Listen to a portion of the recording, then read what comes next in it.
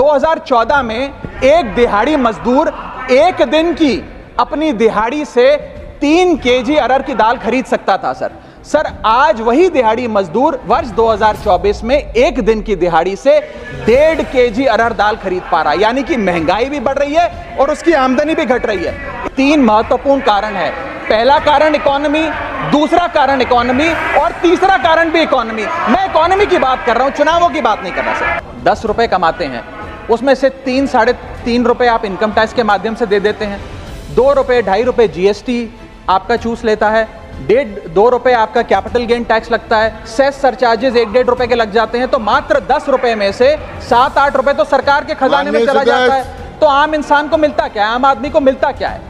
और सरकार जो हमसे इतना टैक्स लेती है उसके बदले में सरकार हमें देती क्या है? कौन सी ऐसी अंतर्राष्ट्रीय सेवाएं, world class health care, education, transport सुविधाएं सरकार बदले में देशवासियों को देती है? मैं ये भी पूछना चाहता हूं। आटा हो, दूध हो, चावल हो, दही हो, हर वस्तु पे महंगाई का आलम है, जीएसटी का आलम है और लगातार इस देश में फूड इन्फ्लेशन बढ़ता जा रहा है। वो कमोडिटीज जिस पे हम एक्सपोर्ट किया करते थे उसमें कैसे महंगाई घुस गई?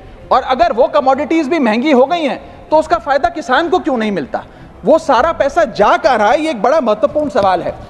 2014 में एक दिहाड़ी मजदूर एक दिन की अपनी दिहाड़ी से 3 केजी अरहर की दाल खरीद सकता था सर आज वही दिहाड़ी मजदूर वर्ष 2024 में एक दिन की दिहाड़ी से 1.5 केजी अरहर दाल खरीद पा रहा है। यानी कि महंगाई भी बढ़ रही है और उसकी आमदनी भी घट रही है।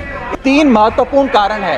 पहला कारण इकोनॉमी, दूसरा कारण इकोनॉमी और तीसरा कारण भी इकोनॉमी। मैं इकोनॉमी की बात कर रहा हूं, चुनावों की बात नहीं कर रहा सर। 10 रुपए कमाते हैं, उसमें से 3 साढ़े 3 रुपए आप इनकम टैक्स के माध्यम से दे देते हैं, 2 रुपए 2.5 रुपए जीएसटी आपका चूस लेता है, 1.5-2 रुपए आपका कैपिटल गेन टैक्स लगता है, सेस सरचार्जेस 1-1.5 रुपए के लग जाते हैं। तो मात्र 10 रुपए में से 7-8 रुपए तो सरकार के खजाने में चला जाता है। तो आम इंसान को मिलता क्या है, आम आदमी को मिलता क्या है? और सरकार जो हमसे इतना टैक्स लेती है उसके बदले में सरकार हमें देती क्या है? कौन सी ऐसी अंतर्राष्ट्रीय सेवाएं, world class health care, education, transport सुविधाएं सरकार बदले में देशवासियों को देती है? मैं ये भी पूछना चाहता हूं। आटा हो, दूध हो, चावल हो, दही हो, हर वस्तु पे महंगाई का आलम है, जीएसटी का आलम है और लगातार इस देश में फूड इन्फ्लेशन बढ़ता जा रहा है। वो कमोडिटीज जिस पे हम एक्सपोर्ट किया करते थे उसमें कैसे महंगाई घुस गई? और अगर वो कमोडिटीज भी महंगी हो गई हैं तो उसका फायदा किसान को क्यों नहीं मिलता?